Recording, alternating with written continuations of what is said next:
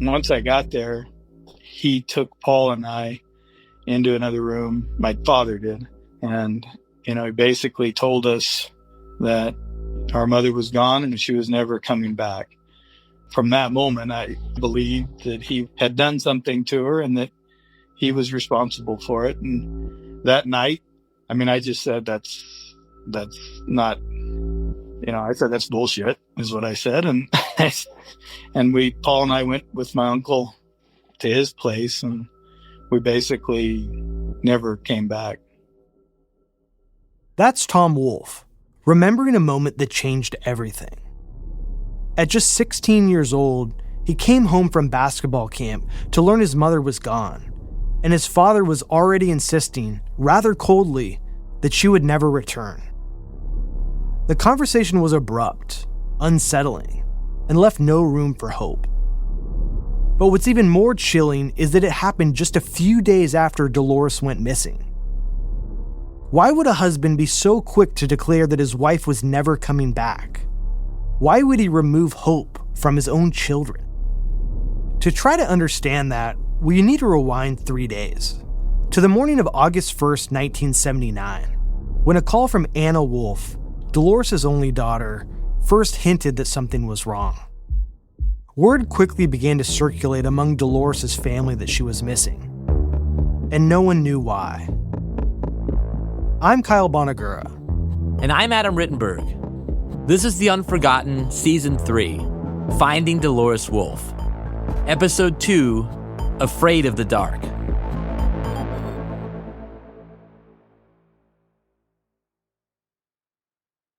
When Adam and I started reporting this story in 2020, Anna was one of the only people not willing to be interviewed. And we understood her hesitancy. It's asking a lot to discuss deeply personal memories with strangers, let alone a family trauma with a pair of reporters. She declined through her brother Paul, and we went along reporting the story. But as we learned more about the family and everything that happened, we heard a lot about Anna. Being one of Dolores' kids, of course she was central to the story. But she was also the first person to learn about her mother's disappearance, the first to speak with her father, and one of the first to go to police. So this time, we were really hoping she would reconsider. In January 2025, I exchanged texts with Anna, and then we chatted on the phone a bit. She lives in Texas with her husband now and has 2 adult daughters. After a short feeling out process, she decided she was ready to open up about what she went through. Everyone who lived through this had a unique experience, but Anna's was particularly complicated, and it's something she has tried to distance herself from for most of her adult life. My name's Anna Marie DeMott, was Wolfe. She was my mom. Dolores was my mom.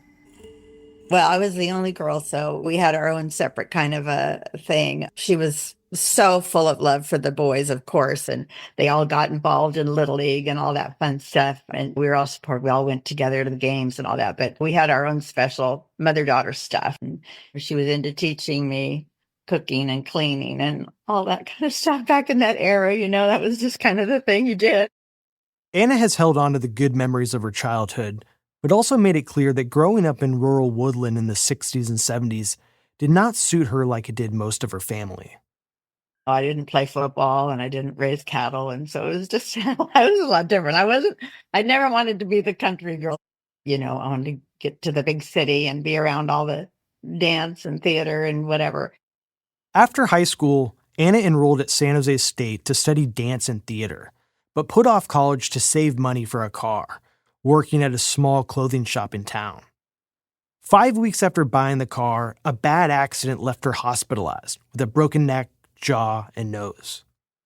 And so I was going to pick things up and go back to college, but for a while I was kind of out of it and swollen and neck brace and variety of things. So I didn't know what I wanted to do at that point in time, but I really wanted to get out of the house. I think I was still 19. I was either 19 or 20. And I moved out and I went to Sacramento. And that wasn't my long-term plan, but that was what I did to get out. The injuries from Anna's car accident had serious long-term effects. They changed both the trajectory of her life and left her to deal with intense physical pain, which is what led her to call her parents' home at 6:01 a.m. on August 1st, 1979. Well, I'd had a really crazy night. I was kind of wigging out. So it's totally unlike me to call at that time. But my dad answered the phone and he sounded groggy, like he was sleepy. And he said, "Your mother's not here." And I didn't think about it because I had just gone through my own little crazy stuff. And I said, "Well, I was actually thinking of talking to you about my back because you have the back issues." And then he just didn't say much about it. There was not much of anything else other than that because he was asleep and I was just wherever I was at in my state of mind. And so we just hung up. In the moment, Anna didn't really process what she was told. Her father said her mother wasn't there, which would have been unusual given how early it was, but he didn't belabor the point, and Anna wasn't in the frame of mind to really press for details. She was more focused on her own issues, and her father had complained of back pain for years, something he dealt with through pills and alcohol. Anna doesn't remember receiving any real advice for her back, though, and she went on about her day. Not long after he spoke with his daughter, Carl began making calls that raised alarms in the family.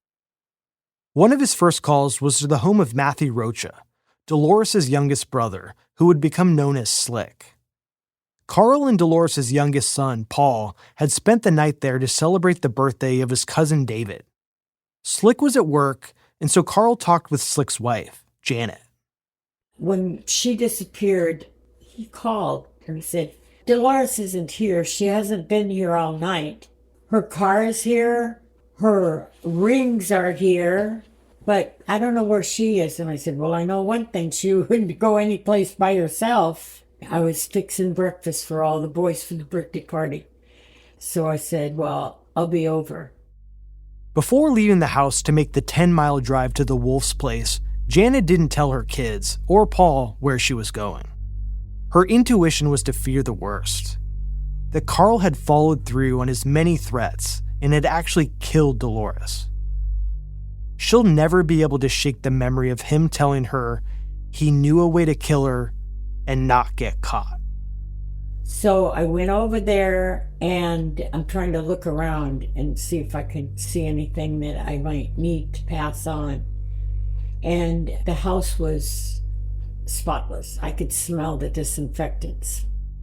The story Carl tried to sell was that Dolores simply walked off in the middle of the night. It didn't make sense to anyone. We had a neighbor that had a swimming pool and everything. And when she'd be over with the two boys to visit, even at night, they'd invite us over, but she wouldn't go.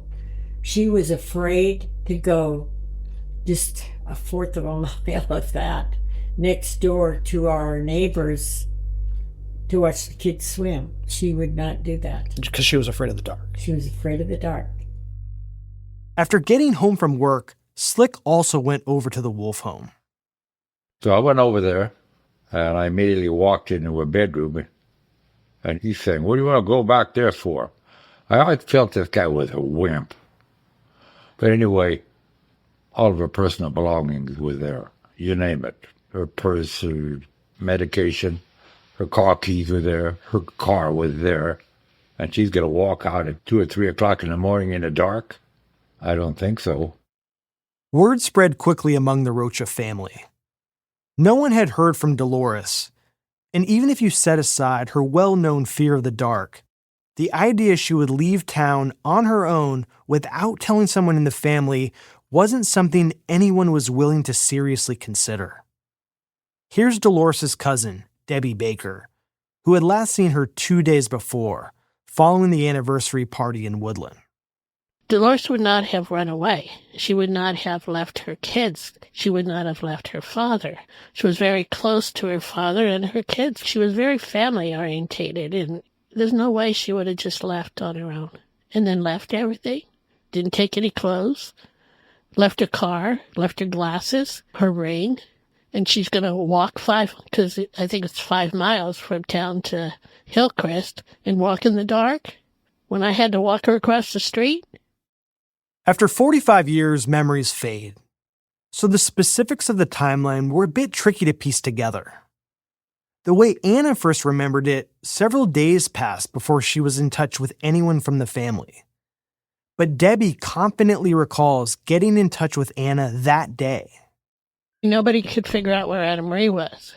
And I remembered she lived in an apartment complex in Sacramento, and my Uncle Les lived in the same complex. So I called him and I said, can you find out, go to the manager or something to find out where Anna Marie is? So he finally found her. It took a little while. And I called her and I said, Anna Marie, your mother is missing. Anna processed the news differently than she had during that hazy early morning call with her dad. And she said, my father killed her. And I always remember, it's not something you're going to forget. Here's Anna. Right away, I just said my dad did it, I think. Right away, I was saying that. Do you remember why you thought initially that your dad was responsible? Where the gut instinct came from? There were things that made him very unlikable, and I wanted to get out of there. And I didn't think about him hurting my brothers. I was just, get me out of here. And because he was really the only kind of bad guy in the picture, I just thought he did it because he's rotten. But there was more to it than that. Whenever Anna had come up in our conversations with members of the family, especially when we were first getting started, there was a reluctance to really talk much about her. There was no animosity or anything like that, but it was an uncomfortable subject, like a third rail no one really wanted to touch. And it was easy to understand that they were being protective of a story that was only hers to tell. When I spoke with Anna, I asked her about the conflict in her parents' marriage. I was trying to understand how far back the problems went and where they came from. I honestly don't know. I mean, when you're a kid, you think it's all about you, right? You have this self-centered life. You just think so. Yeah, you're I don't know. I mean, yeah, my opinion is a little bit crazy because I'm thinking it was about me or whatever.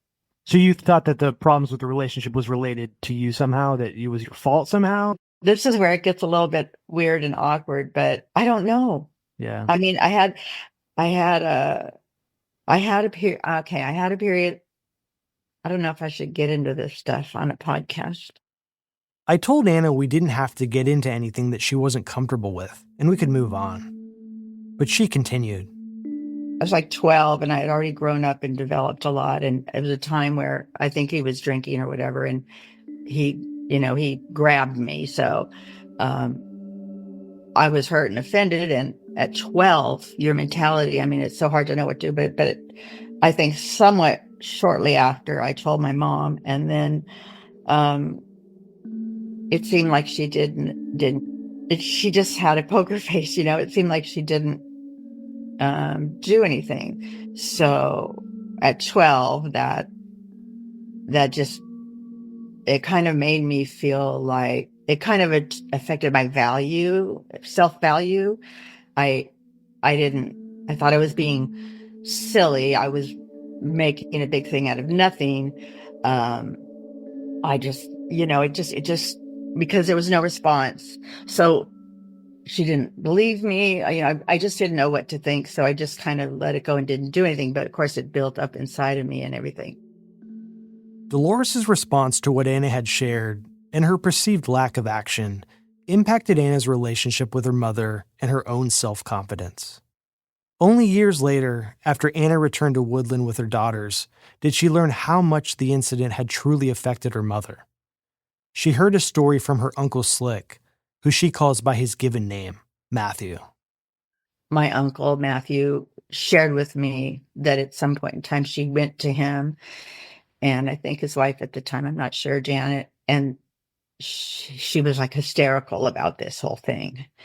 And I had no idea because she just kept really cool about it to me because that was what she believed was the best thing to do, of course, Right. So that happened. So there wasn't a whole lot. I mean, stories happen and people want to make it sound like it was horrifically bad, but it left me in a position of, kind of avoiding him in a lot of ways, and just kind of always trying to prove myself and, as a valuable person. The abuse Anna experienced at the hands of her father as a 12-year-old had an effect that would last decades. As you'll find out, she had the most complex relationship with Carl Wolf of any of his children after Dolores disappeared. But immediately after it happened, she was clear-eyed and convinced that her father was responsible. The day after her mother went missing, Anna went to the police and shared with 2 detectives her reasons for why she felt her father should be the primary suspect in her mother's disappearance. She told him about the conflict in the marriage. She told them about his heavy drinking.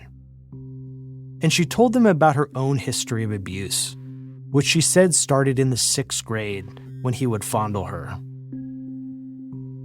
The abuse continued into her teenage years when he would speak to her using sexual overtones while they were alone. After the break, you'll hear from Adam on the beginning of the police investigation.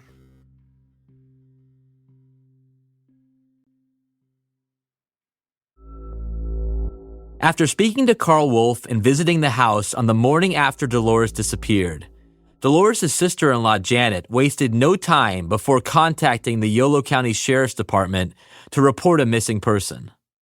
So I went in there and I told him, he's told me he's going to kill her, but I didn't think he could really do it. She told me he threatened to kill her. Now, if her car is there, her wedding rings are there, and she's not, he probably killed her.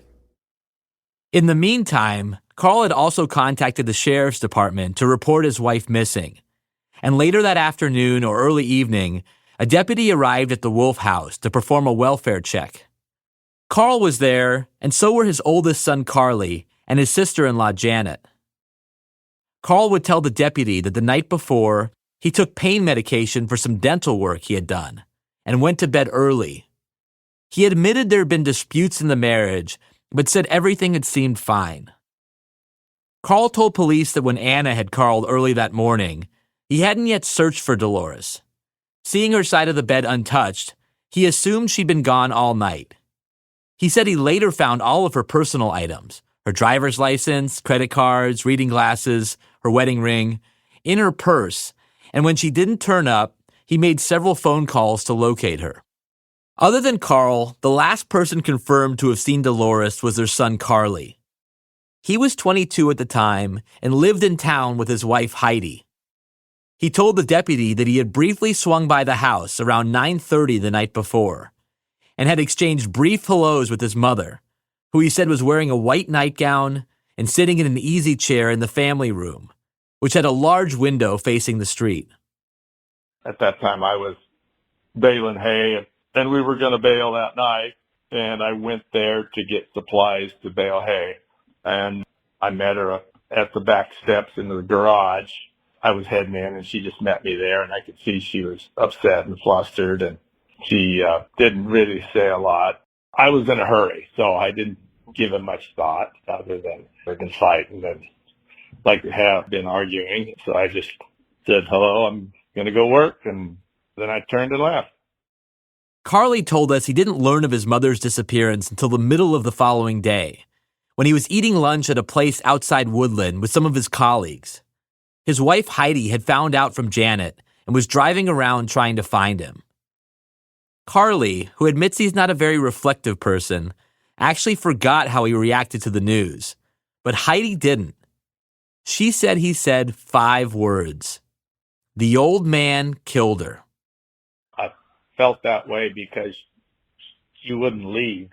I didn't think her leaving was kind of an option. I mean, her car was there. She wouldn't have just walked off. Her purse, everything was there. She was just gone. She's just not the type of person to leave in the dark by herself anyplace. At that time, the Yolo County Sheriff's policy was to wait 72 hours before formally opening a missing persons case. but the department interacted with multiple members of the Rocha family in the 48 hours after they reported Dolores missing. They all said essentially the same thing. Dolores wouldn't just leave. Carl must have done something.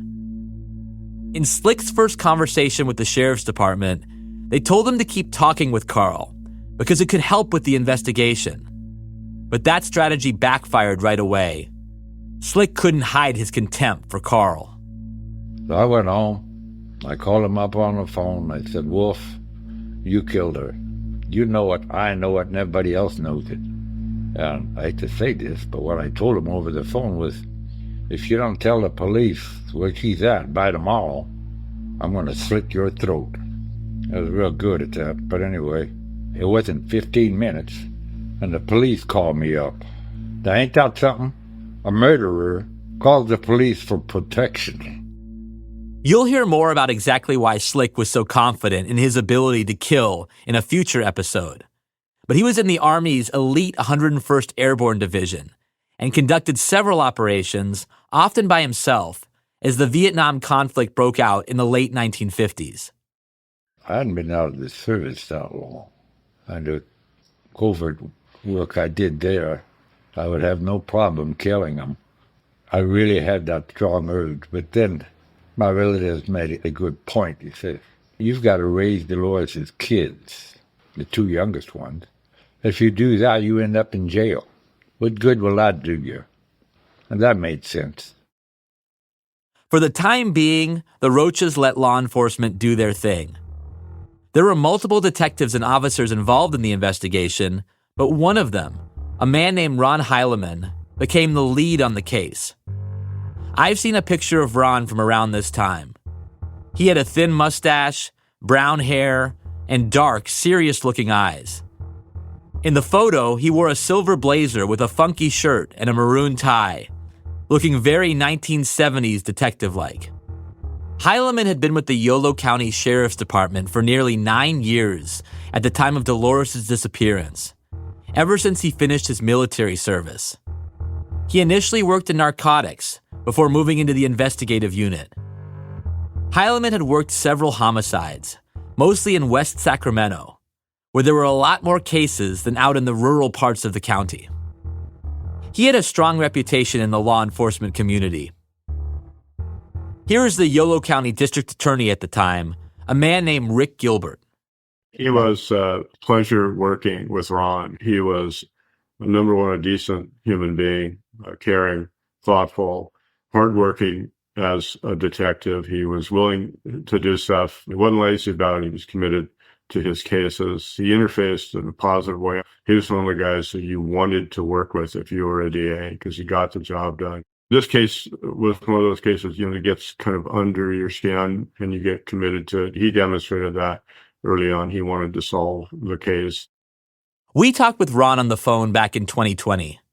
At the time, he was 75 years old and living in Grass Valley, California, about 70 miles from Woodland on the way to Lake Tahoe.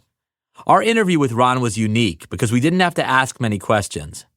We asked him a few general ones about his involvement to get started, but before long he was walking us through the investigation in incredible detail.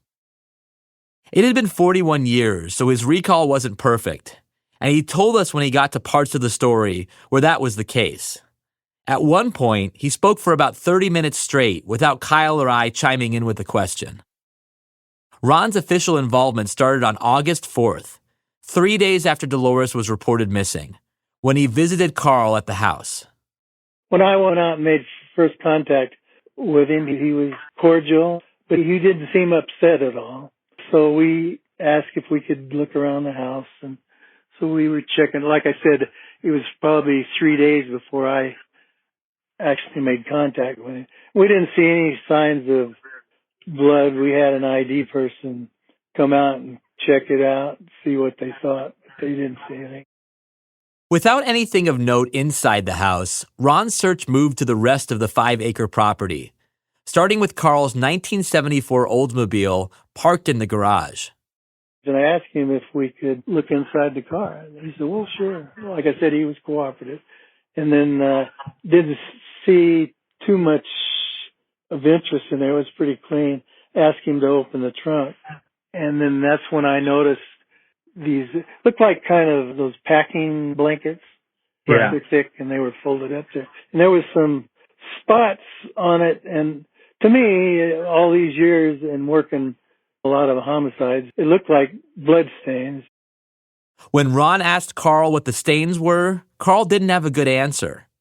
Initially, he said it was probably Kool-Aid from a picnic. So I opened the blanket up and I see even a little bigger spot. It looks the same, but I still think it looked like blood to me. So I asked him if we could just take the blanket and maybe check out, see if we could find out what those spots were. And he says, sure. As Ron took the blankets out, a single earring fell back into the trunk. And I said, do you recognize this? And he said, no, I don't know. He said, maybe it's hers. And I said, well, do you know how it would get in the trunk here? And he says, no, it must have been on the blanket after we had that picnic or something. The third piece of evidence that Heilemann found that day seemed even more suspicious that something terrible had happened at the house on Hillcrest Drive. And then I noticed the top of the trunk lid, there was 4 distinguishable marks, like 4 fingers would have reached up and just the tips of the fingers slid like about 6 inches. And it was greasy, like a little, so we couldn't get any prints.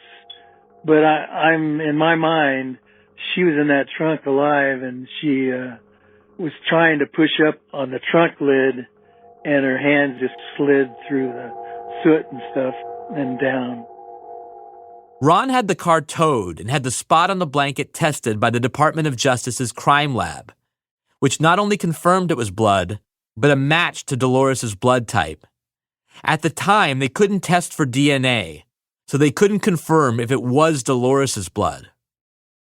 After that first interview with Carl, seeing the evidence in the car, and then in speaking with family members, Ron felt strongly that Carl was probably responsible for whatever had happened to Dolores. The first child I contacted was Anna Marie. She was adamant that her dad had done something with her mom.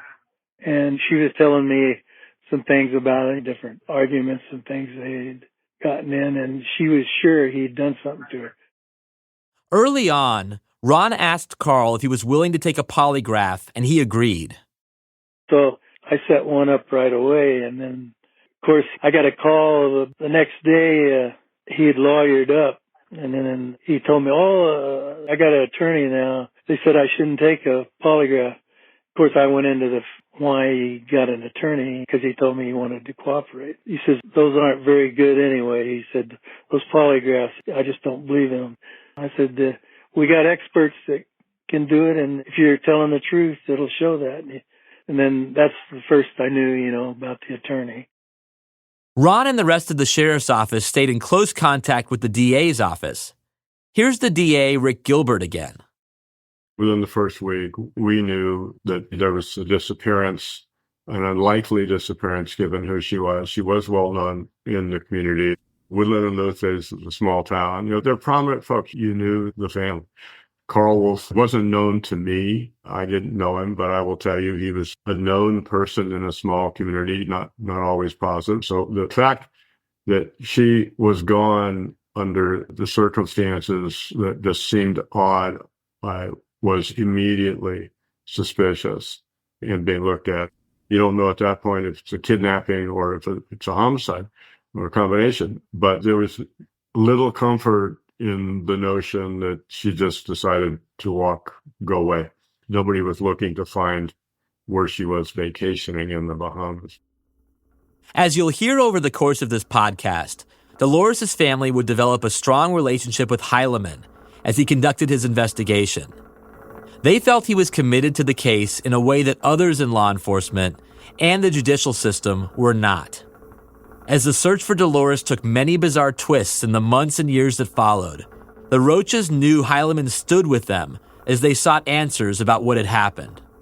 You'll also hear about the family's frustrations with Gilbert and the DA's office, about the reluctance to file charges against Carl Wolf without a body. As Heilemann began the early stages of his investigation, Dolores' two younger sons were dealing with the immediate effects of their mother's disappearance. What would happen to Tom and Paul, only 16 and 12 at the time? After the break, you'll hear from Kyle about how life changed immediately for Dolores' kids.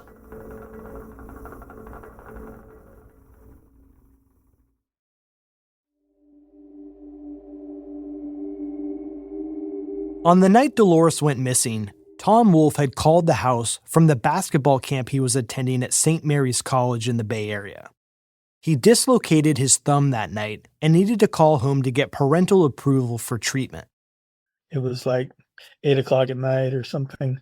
And to my surprise, at the time, my dad answered, which that would not have been typical. But this is the night she disappeared.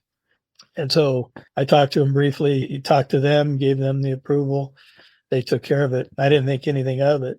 I always thought about that later and as to exactly what was going on at that point when I called. And for whatever reason, he answered. That was always something that I thought back on. Tom wouldn't find out about his mother's disappearance for a few more days. In the meantime, the Roaches tried to shield Paul from what was happening as much as they could. Paul had expected the sleepover for his cousin David's birthday to be a one-night thing, but the stay was extended. This wasn't unusual and meant he got to spend more time with his favorite cousins. Here's cousin David. Well, as a kid, you're like, yes, that's all we cared about. And I think that went on for a couple days because it was the summertime. Mm-hmm. So that probably went on for 2 or 3 days. And then I remember thinking, man, what's wrong? Something's wrong here. Because even then I was like, there's something they're not telling us. So I remember my parents telling Paul that his mom had disappeared and they're not sure where she's at. Tom expected his dad to pick him up from the camp and was surprised instead to see his girlfriend and her parents arrive when it was over.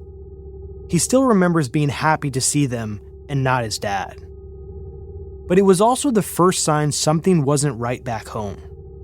They brought him back to his house, and when he saw there were several people there, Slick and Janet, other family members, he knew something strange was going on. That's when Carl told Tom and Paul that Dolores was gone. When he said, your mom's not coming back, was it matter of fact? Do you remember the tone of his voice? Yeah, that was it.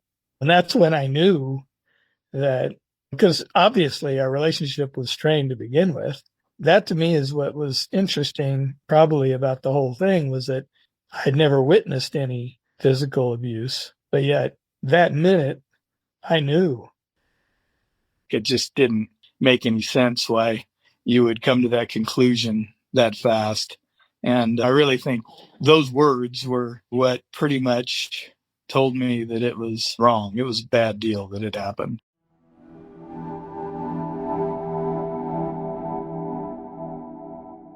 Let's dig in on this for a minute, Adam, because I think this is a really important moment in this story. It's really the moment, for Tom especially, where he believed that his father killed his mother and really set his life in a different course, Paul's life in a different course. Really everyone around Dolores, their lives all changed when they started having these suspicions. Right. I think the reaction is what you always look for when something traumatic happens. And his reaction and the choice of language was something that his immediate family noticed right away. The police noticed right away, to go right to she's not coming back. Obviously not admitting that he had done anything, but to go right to that conclusion right off of the bat, it's highly, highly suspicious. And it was a consistent position that Carl had. He didn't come off of that. He went right to it the day after, essentially, and I think it certainly added to the suspicion of his culpability. It had also revealed that he wasn't some cunning criminal, right? His response was very telling to the people around him that he was responsible, or probably responsible. If he had thought it out a little bit more, you would have thought that he would have faked his response to those around him, that he would have pretended to be concerned. He would have done everything he could to find her, knowing that wasn't going to happen. But that he didn't, just for me, revealed him as kind of a bumbling idiot that did a bad thing and just assumed he would get away with it for whatever reason. Well, he didn't have any more details about why he was so confident she wouldn't be back. She told me she was leaving. I saw her go that direction. And so again, from a family member questioning him standpoint, and also from police questioning him standpoint, it's a very highly questionable, suspicious explanation that there wasn't anything more you could add, and yet you were so sure of yourself that she wasn't going to be walking through the door, or that she wasn't reachable by phone or wherever. I think it wasn't just the fact that he knew she wasn't coming back, but really couldn't provide any details as to what happened. And obviously all the other evidence that was at the house to suggest that someone didn't just, run away and plan to do that. It all pointed to something much more sinister that happened. Tom wasn't shy about letting others in the family know exactly what he thought happened. Here's his Aunt Janet. After his dad told him his mother wasn't there, he came right to our house. And he said, he killed her. I know he did. And so what I told him is, okay, I'm going to be friends with your dad till the sheriff's department has a time to check things out. I'm going to convince him that you guys are better off under the circumstances staying at our house. And I was able to do that. Janet and Slick taking in the boys was actually something they had both discussed with Dolores. Adam and I first interviewed Janet in 2020, but I also paid her a visit in the spring of 2025. She and Slick got divorced a few years after Dolores disappeared. She's remarried now, she's in her mid-80s and lives in Woodland. We sat down at her kitchen table for a lengthy chat. And she said to me, Jan, I know he's going to kill me. Promise me you'll take care of my boys. I said, of course I would, Dolores, but that's not going to happen. I couldn't even believe that could happen. But she asked me more than once, promise me that you'll take care of my boys. And I did. I mean, just sitting here 45 years later, that obviously left a strong impression for you. How often have you thought about those conversations over the last 4 decades? Many times, yeah. And I think about Dolores. When you think about her, what do you think of that kind of brings a smile? I see you smiling right now. What makes you smile about her? Well, there's a lot of things, but she just loved my dad. When they'd get together, oh man, she'd wave to him and they'd go sit down and huddle and tell their stories and laugh and have such a good time. At 12 years old, Paul was too young to fully process everything that was going on. But by staying with his cousins, he had some semblance of normalcy. At first, that was our comfort zone. So whenever we spent the night somewhere, it was always at my cousin's house. So it was easy for us to do at that time. But my dad asked us what we wanted to do initially. And it was well, I just want to stay there until things calm down. And that went on for about a week. And then at the second week, we actually went back and stayed with him for about a week in the house. And that was, for me, got pretty uncomfortable. And then we asked to go back to my uncle and aunts. They asked us, and I just wanted to do that. And my brother Tom was way more direct than me. He's like, yeah, I'm not staying here. I'm not going to be with him. He was pissed off. And then my dad was asking me in the garage, well, don't you want to stay with me? I go, I do, but I want to be with Tom. I'll never forget that. Out on the garage, my brother's out there with my uncle and aunt in the car, and he's standing there, and I'm looking at him and telling him I'm going to go with them. And that was hard. And at that time, did you already suspect that it was No. That didn't happen then? Okay. I didn't. I tried not to believe that. I didn't. And it wasn't like everyone around me was telling me he did it, because they weren't saying that to me. Nobody was saying that. So would you still see him on occasion then, or how did the relationship evolve from there? Every once in a while, he would pop up at an event. We used to have animals at 4-H events and FFA events, and he'd pop up at something like that. When I would take the bus home from Woodland to my uncle and aunts that lived between Woodland and Davis, I'd get dropped off on a country road, and there was nothing out there. Me and maybe a few other kids, and my aunt would pick me up. But sometimes I would go, and I could see my dad's car right there waiting, like he was there. So he would show up when I would get off the bus 2 or 3 times, or at least that. I don't know what he was going to try to do, but I think the fact that my aunt was there picking me up, he didn't interfere at that time. Paul and Tom were mostly kept away from their father, and they settled into living with their uncle, aunt, and cousins. Life was as normal as it could be for them. They ran around Slick's property, engaging in shenanigans typical for most boys their ages. The Roaches were nowhere near done with Carl Wolf. They were just getting started. While the official investigation began to take shape, a segment of the Roaches weren't going to wait around. They began meeting and strategizing at their dinner tables. They did so with two objectives: to find their beloved Dolores and to make Carl Wolf's life as miserable as humanly possible. We said we were going to start a holy reign of hell on him.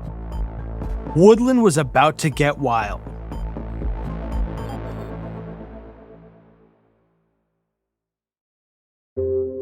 The Unforgotten is a free-range production. Season 3, Finding Dolores Wolf, is written and hosted by Kyle Bonagura and me, Adam Rittenberg. The story is edited and produced by Wes Ferguson, the executive producer at Free Range. Audio editing by Aislinn Gaddis.